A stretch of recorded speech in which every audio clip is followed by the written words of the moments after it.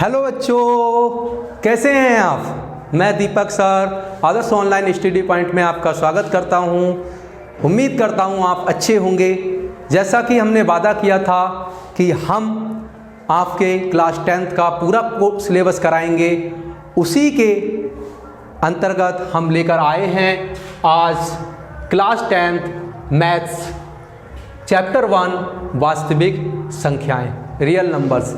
चलो हम इस पर बात करते हैं। वास्तविक संख्याएं हम क्लास 10th में पढ़कर आए हैं। नंबर सिस्टम, संख्या पद्धति।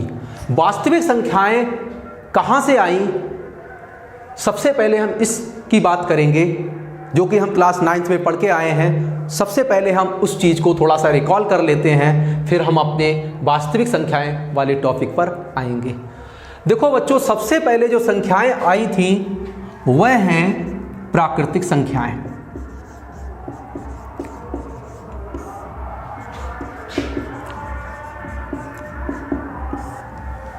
जिन्हें इंग्लिश में नेचुरल नंबर्स कहते हैं। अच्छा, ये नेचुरल नंबर्स क्या होते हैं? देखो, जितनी भी संख्याएं हमें नेचर से मिली हैं, अर्थात प्रकृति से मिली हैं, वो सब नेचुरल नंबर्स हैं, प्राकृतिक संख्याएं हैं। अब आप बताइए कौन कौन सी प्राकृतिक संख्याएं हो सकती हैं। प्रकृति में एक है, एक पेड़, एक आदमी, एक बालक, 1 2 3 4 5 6, ये सारी प्राकृतिक संख्याएं हैं, क्योंकि इन सब का अस्तित्व प्रकृति में होता है। अगर हम आपसे पूछें क्या जीरो प्रकृति में होता है? जीरो प्रकृति में नहीं होता। जीरो पेड़, जीरो आदमी, जीरो बालक, जीरो पेन, ऐसा कुछ भी प्रकृति में संभव नहीं है। अर्थात जीरो आपकी प्राकृतिक संख्या नहीं है। तो प्राकृतिक संख्याएं आपकी कहां से शुरू होंगी? 1 2 3 4 5, इस टाइप से यह अनंत तक जाती है। इसके बाद हम बात करते हैं दूसरी संख्याएं कौन सी आई? पूर्ण संख्याएं, जिन्हें इंग्लिश में होल नंबर्स कहते हैं।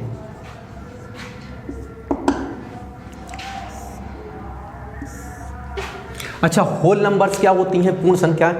क्या था कि जब तक जीरो की खोज नहीं हुई थी तब तक यह संख्याएं अपूर्ण संख्याएं ही थी, क्योंकि हम 10 को कैसे लिख सकते थे? 10 को लिखने के लिए तो जीरो की आवश्यकता होती है, 20 को, 30 को, 50 को, 100 को।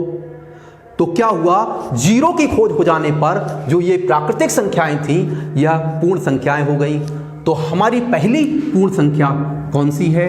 0 1 2 3 4 इनफाइनाइट तक। इस तरीके से अगर प्राकृतिक संख्याओं में जीरो को भी सम्मिलित कर दिया जाए तो वह पूर्ण संख्याएं कहलाती हैं। नंबर 3, पूर्ण संख्याओं के बाद भी संख्याओं की जरूरत पड़ी।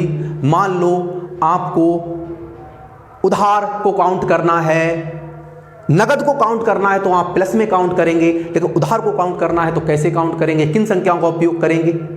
आपको ऊपर चढ़ना है सीढ़ियों पर तो प्लस को काउंट करते हैं, लेकिन नीचे जाना है तो कौन सी संख्याओं को काउंट करें? कैसे करके उन संख्याओं को गिनेंगे? तो इसके लिए एक नई संख्याओं की उत्पत्ति हुई, जिन्हें हम कहते हैं पूर्णांक, और इंग्लिश में इनको इंटीजर्स कहते हैं। अच्छा, पूर्णांक में कौन कौन सी संख्याएं आई?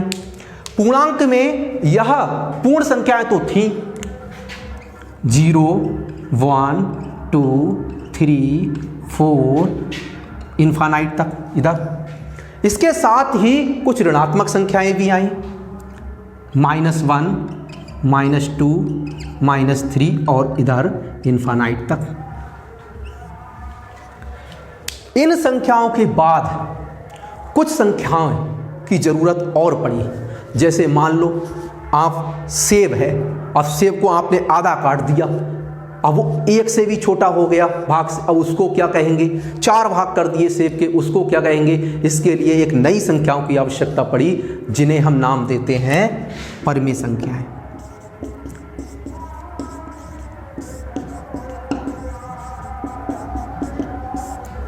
इंग्लिश में इनको कहा जाता है रेशनल नंबर्स। क्या होती हैं परिमेय संख्याएं? क्या परिभाषा है? वे सभी संख्याएं जिन्हें P बटे Q के रूप में लिखा जा सके। वे सभी संख्याएं P बटे Q के रूप में लिख सकें, जहां P तथा Q पूर्णांक हो। पूर्णांक से मतलब यह धनात्मक पूर्णांक, ऋणात्मक पूर्णांक या जीरो, परंतु Q नॉट इक्वल जीरो। अर्थात इसका मतलब क्या है? P और Q की जगह कोई भी पूर्णांक आ सकता है, लेकिन Q की जगह आपका जीरो नहीं होना चाहिए। अर्थात बटे में कभी भी जीरो नहीं होना चाहिए। अगर किसी के बटे में जीरो आ गया तो समझ लीजिएगा कि वह परिमेय संख्या नहीं होगी। इसके बाद बात करते हैं, अगली संख्याएं जो आई उन्हें कहा जाता है बच्चों अपरिमेय संख्याएं।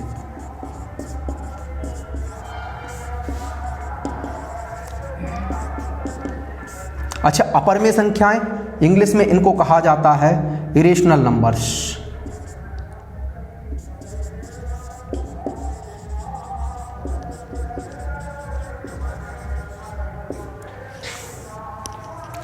ये क्या होती हैं, इसको हम नीचे डिस्कस करते हैं।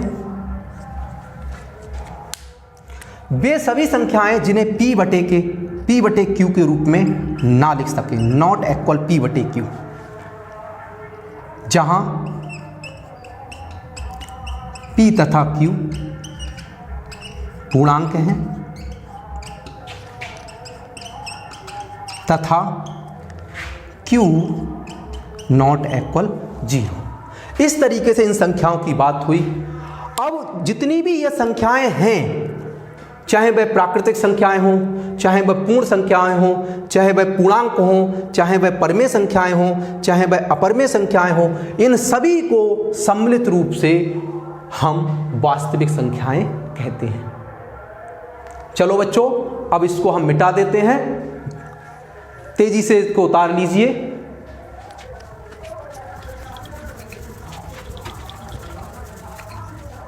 चलिए हम अब वास्तविक संख्याओं पर बात करते हैं। वे सभी संख्याएं, इसकी सबसे पहले हम परिभाषा देख लेते हैं। वे सभी संख्याएं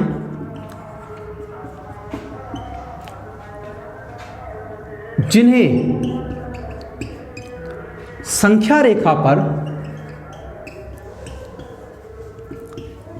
पर निरूपित कर सके। अर्थात इसका मतलब क्या है? यह एक संख्या रेखा है, इस पर जिन संख्याओं को हम दिखा सकते हैं वो सभी संख्याएं आपकी वास्तविक संख्याएं कहलाएंगी। जैसे कि जीरो, यहाँ पर हम +1, +2, +3, +4 इस टाइप से, इधर -1, -2, -3। हम 9th क्लास में पढ़कर आए हैं कि जो परिमेय संख्याएं होती हैं उनको भी यहाँ पर दिखाया जा सकता है, जैसे कि 1/2। जैसे कि आगे बढ़ें तो यहाँ पर 3/2। इस तरीके से परिमेय संख्याओं को भी दिखाया। हम 9th क्लास में पढ़कर आए हैं कि अपरिमेय संख्याओं को भी यहाँ पर दिखाया जा सकता है। याद करिए कि हमने अपरिमेय संख्याओं को भी संख्या रेखा पर प्रदर्शित किया था। जैसे √2, √5, √3। अगर ये आपने नहीं देखा है तो 9th क्लास के वीडियो लेक्चर में ये बात क्लियर की जाएगी, वहाँ पर समझाया जाएगा। आप वहाँ विस्तार से इसको देखिएगा। चलो आगे बात करते हैं। एक परिभाषा यह है कि वे सभी संख्याएं जिन्हें संख्या रेखा पर निरूपित कर सकें वह क्या कहलाती हैं? वास्तविक संख्याएं कहलाती हैं। दूसरी सिंपल सी परिभाषा यह भी है कि वे सभी संख्याएं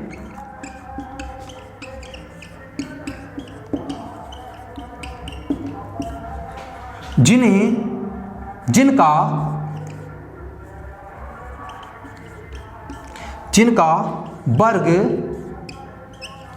धनात्मक होता है, धनात्मक होता है। अर्थात इसका मतलब क्या है, कोई भी संख्या आप लीजिए, जैसे 5 लीजिए, अगर इसका आप वर्ग करेंगे तो कितना आएगा, 25 आएगा, वो भी काय का आएगा, प्लस का। चाहे माइनस का 5 लीजिए, इसका भी वर्ग करेंगे तब भी आपका प्लस का 25 आएगा। और कोई भी संख्या लीजिए आप, प्लस का 1/2 लीजिए, है ना, इसका वर्ग करेंगे तब 1/4 आएगा।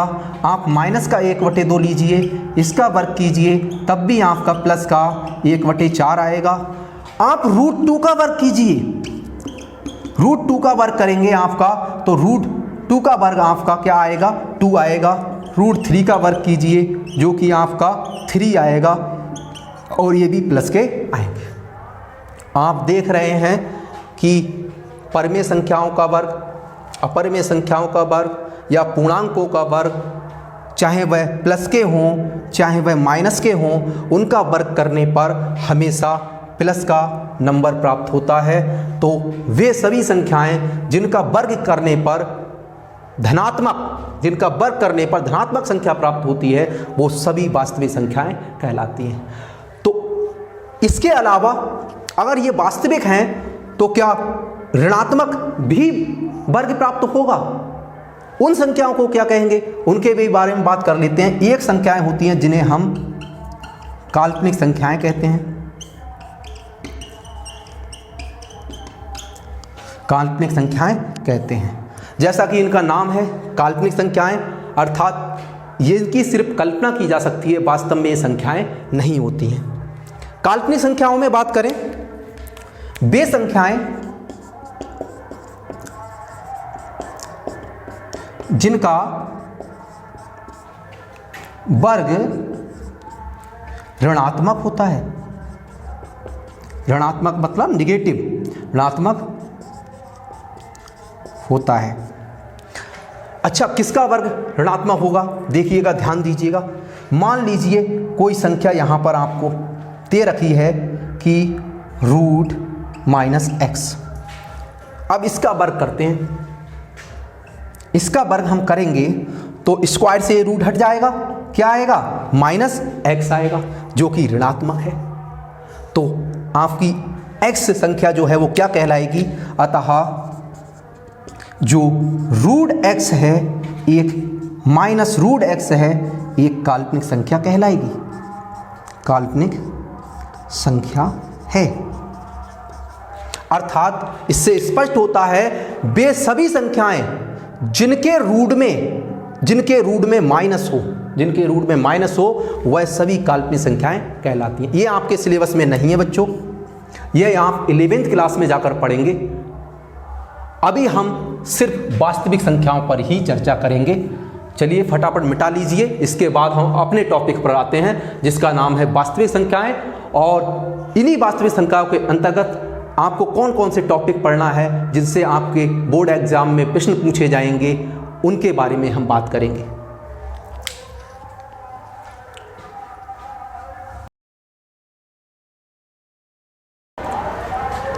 तो चलिए बच्चों, हम अपनी अगली वीडियो में यूक्लिड विभाजन एल्गोरिथ्म और अंकगणित की आधारभूत प्रमेय पर आधारित क्वेश्चंस लेकर आएंगे, अर्थात हम प्रश्नावली 1.1 के क्वेश्चंस कराएंगे। स्वस्थ रहिए, मस्त रहिए, हंसते रहिए, मुस्कुराते रहिए।